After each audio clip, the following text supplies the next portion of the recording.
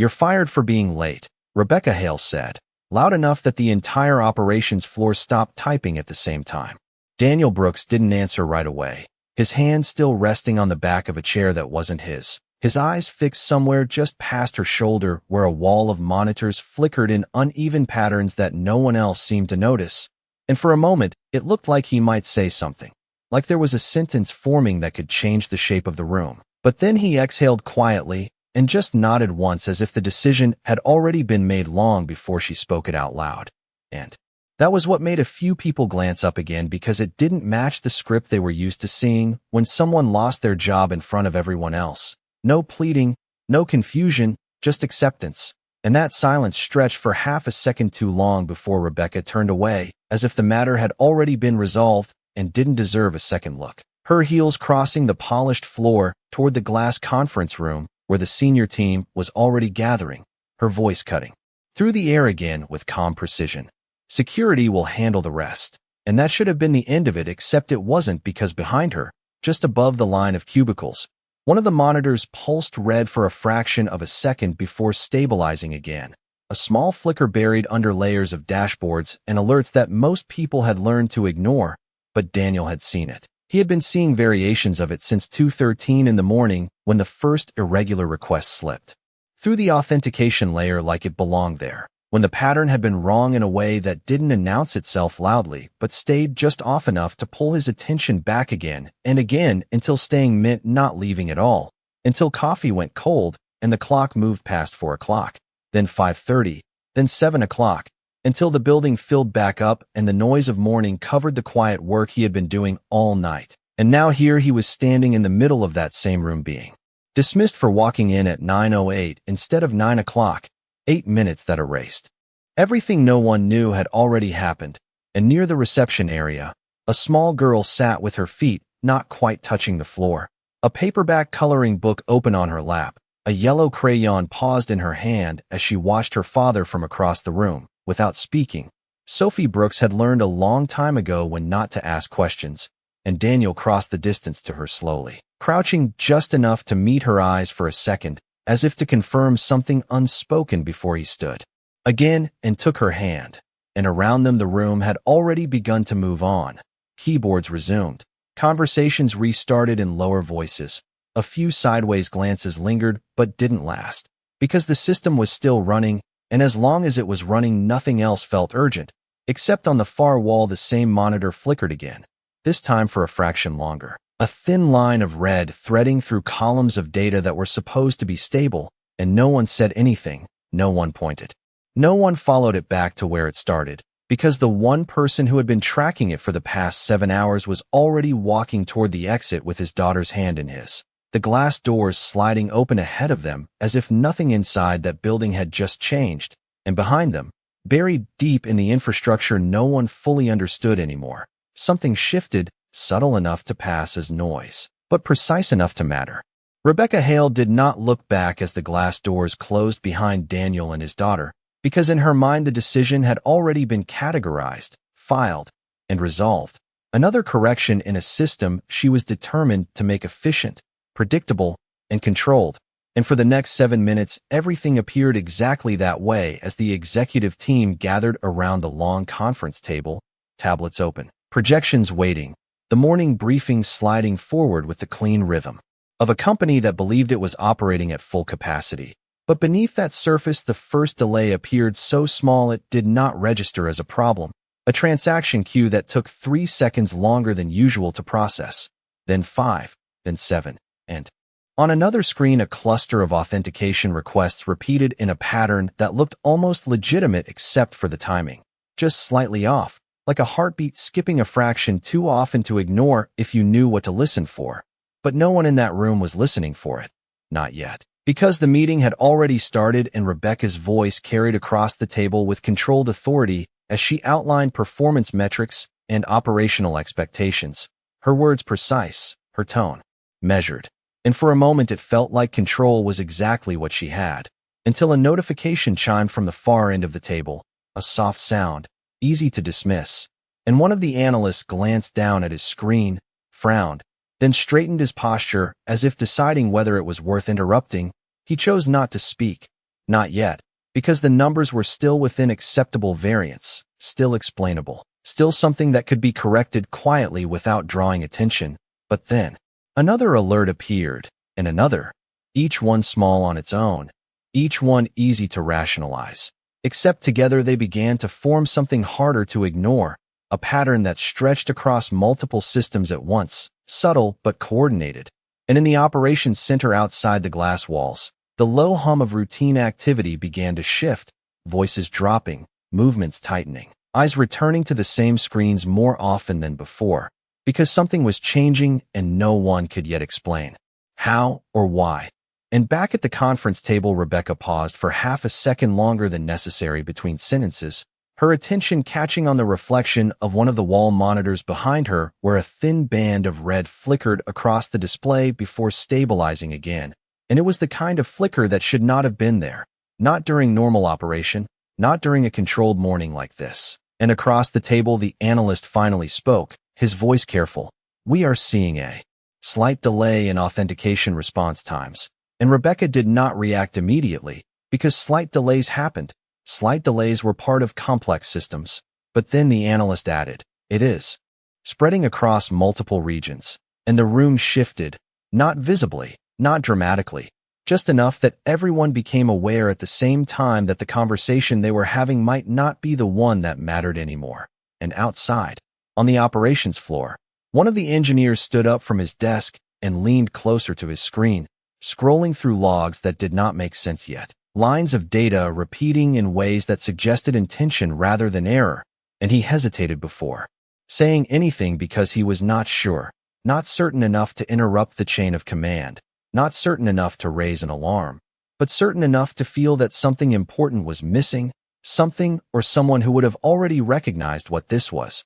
And at the front of the room, Rebecca set her tablet down slowly, her eyes moving once more to the wall of monitors where the flicker returned, longer this time, more defined, a warning that had not yet been named. And for the first time that morning, she did not continue speaking right away, because there was a gap forming between what she expected to see and what was actually happening, and that gap was beginning to widen. By the time the third alert stacked on top of the first two, the room had already shifted from controlled discussion into something quieter and more focused. Not panic, not yet, but the kind of silence that comes when people realize the system they rely on is no longer behaving the way it should. And Rebecca Hale stood still at the head of the table, her attention no longer on the prepared agenda, but on the live data streaming across the wall behind her, the numbers updating in uneven intervals. The delays no longer isolated, but spreading across regions that were not supposed to be connected in that way. And at the far end of the table, the analyst who had spoken earlier was no longer hesitating, his fingers moving quickly across his tablet as he pulled up deeper logs, his voice tighter now. It is not a localized delay. It is hitting multiple authentication nodes at once. And that was the moment the problem stopped being theoretical and became operational, because multiple nodes meant coordination, and coordination meant intent. And outside the glass walls, the operations floor had fully shifted into response mode. Chairs rolling back, engineers standing, voices overlapping in controlled bursts as they began checking systems that should not have needed checking, because under normal conditions those systems ran without interruption. But this was no longer normal. And one engineer near the center row leaned closer to his screen, scrolling faster now, his eyes narrowing as he followed a pattern that did not belong, a repeating request sequence that adapted just enough to bypass standard filters. And he spoke without looking up. "This is not random." And no one asked him to explain, because they could see it forming on their own screens now. The same pattern, the same slow infiltration. And back in the conference room, Rebecca stepped away from the table for the first time since the meeting began, moving toward the glass wall, as if proximity might change what she was seeing. And for a second her reflection overlapped with the monitors behind her, her expression steady but her eyes sharper now, calculating. And she asked a question that cut through the noise without raising her voice. Who was monitoring overnight traffic? And the answer did not come immediately, not because no one knew, but because the answer carried a weight that had not mattered 10 minutes ago and mattered very much now. And across the room someone finally said it. Daniel was. And that name hung in the air for a fraction longer than expected, because everyone in that room understood exactly what had happened less than 10 minutes earlier. And for the first time since the alerts began, Rebecca did not respond right away, her gaze shifting from the monitors to the reflection of the room behind her, replaying something silently, not the firing itself, but the details around it, the exhaustion in his posture, the way he had not argued, the way he had looked past her at something else entirely. And on the operations floor, the pattern intensified, the delays extending from seconds to double digits, the system compensating in ways that were not designed for sustained pressure. And one of the senior engineers spoke up from the doorway of the conference room now, no longer waiting for protocol. "We are seeing adaptive behavior in the requests. It is learning the system." And that sentence landed differently, because learning meant time, and time meant it had not started recently. It had been there, building, adjusting, waiting, and Rebecca turned fully toward him now, her voice still controlled but no longer detached. "How long?" And the engineer hesitated, just for a second, before answering. "At least several hours, maybe longer." And the gap widened again, not just between expectation and reality, but between what should have been caught and what had been missed. And in that widening gap, one detail began to settle into place, quiet but impossible to ignore. The only person who had been there long enough to see it early, to understand it, to respond before it spread, was no longer in the building, and outside, beyond the glass doors, the system continued to drift further from stability with every passing second. The room did not move for a second after the engineer finished speaking, not because there was nothing to do, but because everyone understood at the same time that whatever should have been done had already been done by someone who was no longer there. And Rebecca Hale felt that realization settle in quietly, not as panic, but as pressure, the kind that builds behind a decision that cannot be undone. And she turned back toward the table, her voice still controlled but sharper now. "Pull the overnight logs, all of them." And the analyst moved immediately, projecting a new stream of data onto the main screen, lines of activity stretching back hour by hour, the timestamps forming a trail that told a story no one had been watching in real time. And as they scrolled, patterns began to emerge, not random, not chaotic, but deliberate, each anomaly addressed, contained, redirected. And in between those anomalies were manual overrides, small adjustments that did not follow automated protocols, corrections made by someone who knew exactly where to intervene without triggering larger system responses. And the engineer closest to the screen leaned in, his voice lower now, almost to himself. "These are not standard patches." And another replied without looking away. "No, someone built temporary barriers." And the room grew quieter again, because that meant the system had not been holding on its own. It had been held together, actively, continuously, and Rebecca's eyes moved across the timestamps, tracking the sequence backward until they reached the earliest point where the pattern began, 2:13 in the morning, and then forward again, minute by minute, each intervention spaced just far enough apart to keep the system stable without drawing attention, until 8:52, where the manual input stopped, and the gap after that point was immediate and visible, the system no longer being guided, no longer being corrected, just reacting, and reacting poorly. And one of the senior engineers finally said what everyone was already thinking. "Whoever did this was managing it live." And the analyst answered without hesitation this time. "Daniel's credentials." And that name landed differently now, not as a passing reference, but as a central point in everything they were seeing. And Rebecca did not speak for a moment, her attention fixed on the screen as the timeline continued to unfold, because the story it told was not one of a system failing, but of a system that had already been on the edge and had only remained stable because someone had been standing there holding it in place, quietly, without recognition, without escalation. And now that person was gone. And outside the conference room, the operations floor had moved fully into escalation mode, alerts stacking faster, response times stretching beyond acceptable limits, voices no longer measured but urgent. And one of the engineers called out from across the room, "We are losing synchronization between nodes." And another added, "Fallback protocols are not engaging correctly." And that was the moment the situation crossed from contained risk into active instability. Because fallback systems were designed to catch failures, and if they were not engaging, then the failure was deeper than surface level. And Rebecca stepped closer to the screen again, her reflection merging with the data as she traced the final manual input one more time. 8:52, just minutes before she had walked in, just minutes before she had made her decision, and for the first time since the morning began, she spoke not as someone delivering orders, but as someone recalculating them. "Give me everything he touched." And the analyst nodded, already pulling up deeper layers of activity. While across the room another voice cut through, sharper now. "We need him back." And no one disagreed. Not because of hierarchy, not because of protocol, but because the evidence was already in front of them, line by line, minute by minute, and it left no room for interpretation. Only one person had been holding the system together, and they had just walked out the door.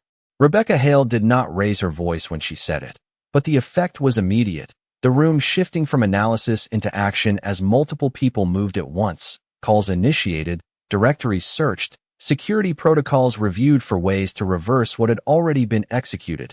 And yet beneath all of that movement, there was a single constraint that no one could ignore. Daniel Brooks no longer had access. His credentials revoked the moment the termination was processed, and that meant every system he had touched overnight was now sealed behind layers that even the senior engineers would take time to navigate, time they did not have.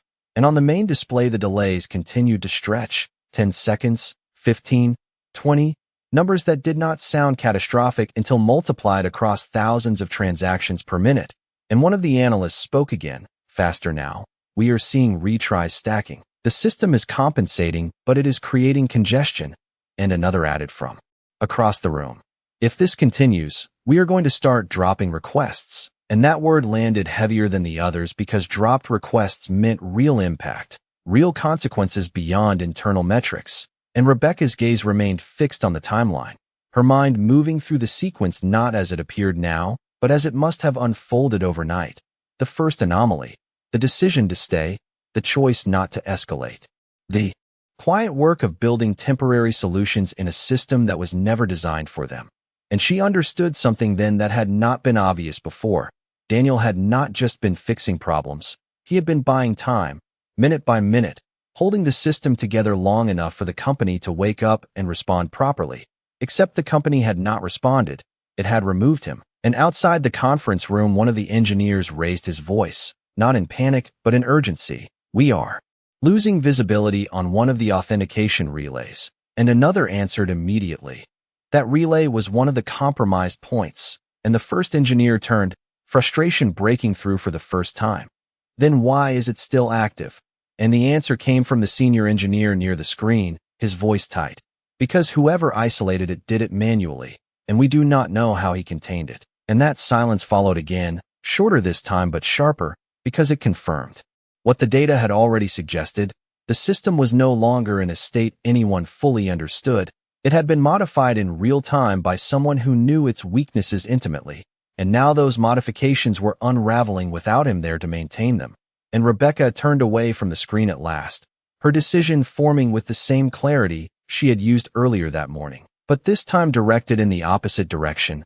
"Find him," she said, not loudly, not dramatically, but with a precision that left no room for delay. And one of the assistants was already moving, pulling up employee records, last known address, emergency contacts, anything that could shorten the distance between where Daniel had been 10 minutes ago and where he was now. And across the operations floor the alerts intensified again. Another node slipping, another delay compounding. The system still running, but no longer stable. And in the middle of it all, the absence of one person had become the defining variable, not because of his title, not because of his position, but because of what he had done when no one was watching, and what he had left unfinished when he walked out the door. Daniel Brooks did not check his phone as he walked down the sidewalk, his pace steady, his daughter's small hand wrapped around his fingers as if nothing unusual had happened, because for her the morning had followed a familiar pattern, quiet, controlled, without questions that needed answers right away, and for him the world had narrowed into something simpler, not easier, just clearer, the building behind him no longer part of the equation. The noise of the operations floor replaced by the distant sound of traffic and the low hum of a city that moved forward regardless of what happened inside a single glass tower. And yet, even as he stepped away, the timeline he had been tracking for hours continued to run in his head, the sequence of events he had mapped out overnight. The way the intrusion had adapted, the way it had avoided detection by staying just beneath thresholds designed for more obvious threats. And he knew exactly where it would go next, not because he could see it now, but because he had already followed that path before he left, already built temporary barriers in the places that would matter most, buying time in segments that would not hold forever, just long enough for someone else to take over. Except no one had taken over, and inside the building the system was beginning to reflect that absence more clearly with every passing minute. And back in the operations center, one of the engineers leaned back from his screen, exhaling slowly as another set of alerts stacked in rapid succession. "We are losing containment on the relay clusters," he said, and the senior engineer responded without looking away. That was where he built the isolation layers, and the first engineer shook his head slightly, frustration tightening his voice. "Then we need to rebuild them." And the answer came immediately, sharp. "We do not know how he built them." And that was the problem now. Not just that something was failing, but that the solution that had been holding it together had never been documented, never been formalized. It had existed only in execution, in real-time decisions made by someone who understood the system beyond its official structure. And Rebecca Hale stood in the center of it all, her attention moving between the screens and the people responding to them. Her earlier certainty replaced by something more focused, more deliberate, not panic, not hesitation, but a recalibration that left no room for pride, because the evidence in front of her had already made the conclusion unavoidable. And one of the assistants approached quickly, tablet in hand. "We have his address," she said, and Rebecca took it without comment, her eyes scanning the details once. Before handing it back, "Send a driver," she said, then paused for half a second before adding, "No, I will go." And that decision landed differently, not because it changed the situation immediately, but because it acknowledged something that had not been acknowledged before, the distance between a decision made in a controlled environment and the reality it created outside of it. And as she moved toward the exit, the operations floor continued to tighten around the unfolding problem: delays. Increasing, systems compensating in ways that were no longer sustainable. And on one of the main displays a new pattern emerged, subtle but unmistakable. A sequence Daniel had already seen hours earlier, a progression that led toward a critical threshold, one he had managed to delay but not eliminate. And now that threshold was approaching again, minute by minute, without intervention, and outside, several blocks away. Daniel slowed his pace slightly as he reached the corner, glancing once at the time without stopping, calculating silently, because even without access, even without visibility, he knew exactly how much time was left before the system would reach a point where temporary fixes would no longer be enough. And the only question now was whether anyone inside that building understood it soon enough to act. The driver had not yet reached the curb when Rebecca Hale stepped out of the building, her pace faster now, controlled but no longer measured, because inside her mind the timeline had already shifted from analysis to consequence, and every second between now and finding Daniel Brooks was no longer abstract. It was measurable, tied directly to the way the system behind her was continuing to degrade. And as the car door closed behind her, the city moved past in a blur of glass and concrete. But inside the vehicle, there was only one focus: the address on the screen, the distance shrinking in minutes that felt shorter than they should have. And back inside the operations center, the pattern Daniel had identified hours earlier continued to unfold with quiet precision. The adaptive requests no longer probing but advancing, slipping deeper into the architecture through pathways that had been weakened by the temporary barriers now failing one by one. And one of the engineers leaned forward, his voice tighter than before. "We are seeing unauthorized access attempts on secondary services." And another responded immediately. "Those were the edge relays." And the first engineer nodded, not looking away from his screen.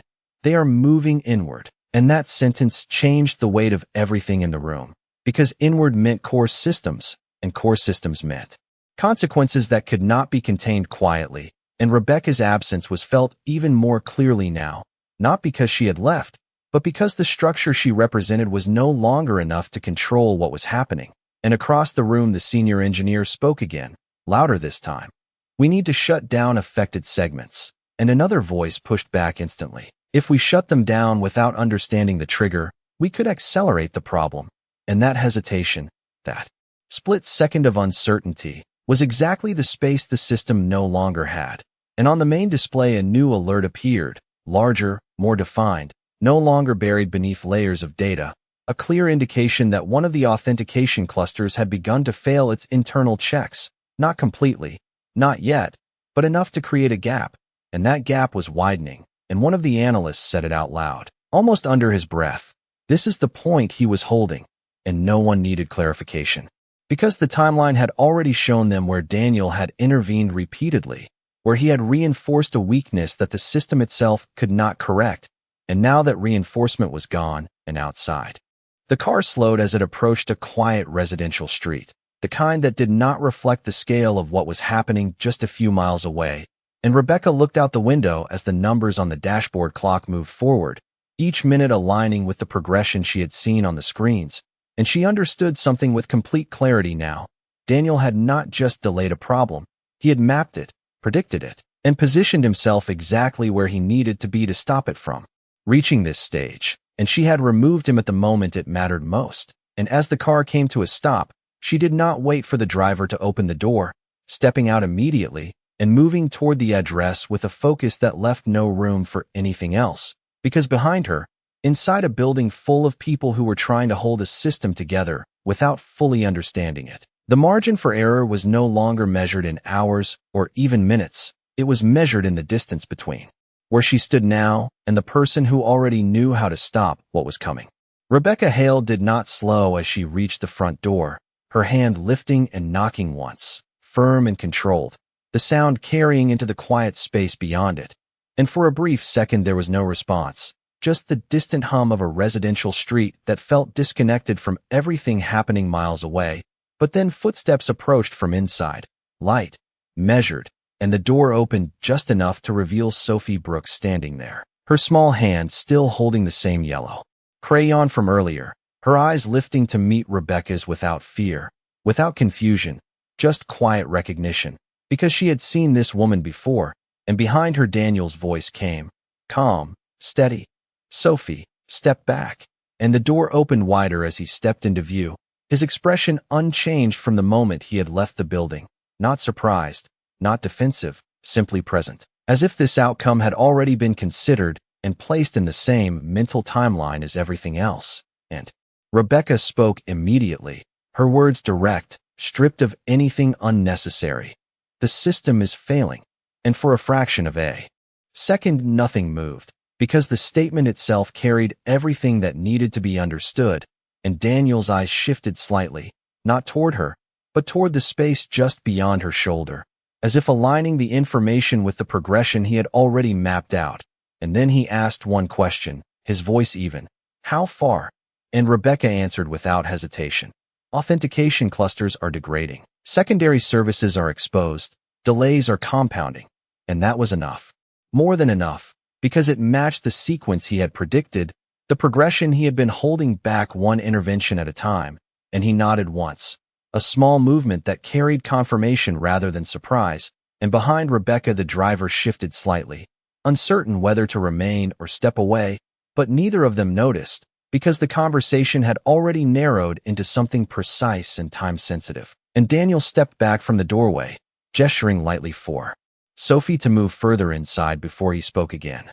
There is a trigger embedded in the relay chain, he said, his tone unchanged.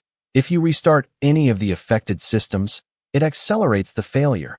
And Rebecca held his gaze for the first time since arriving, because that detail had not appeared on any screen, had not been suggested by any engineer, and yet it explained the hesitation she had seen, the uncertainty that had slowed every decision inside that building. And she said quietly, they are debating shutdown protocols right now. And Daniel exhaled once, not frustration, not relief, just acknowledgement of how close the system was to crossing a point he had already identified. And he stepped past her without waiting for further explanation, moving with a calm efficiency that contrasted sharply with the urgency building elsewhere. And as he walked toward the car he spoke again, not looking back. We do not have time for debate. And Rebecca followed immediately, the distance between them closing not just physically but in understanding. Because for the first time that morning she was no longer leading the situation. She was aligning with someone who had already seen it unfold. And as they reached the car and the door closed behind them, the city outside continued as it always did, unaware that within a network of systems invisible to most, a critical threshold was seconds away from being crossed. And inside the vehicle, Daniel finally glanced at the time. A single look that confirmed what he already knew. The window he had created overnight was nearly gone. And what remained now was not the problem itself, but the last opportunity to stop it before it became something no one inside that building could control. The car had not fully stopped before Daniel Brooks opened the door and stepped out, his pace already set, his focus locked on the glass tower ahead, as if the distance between him and the system inside it was the only variable that mattered now.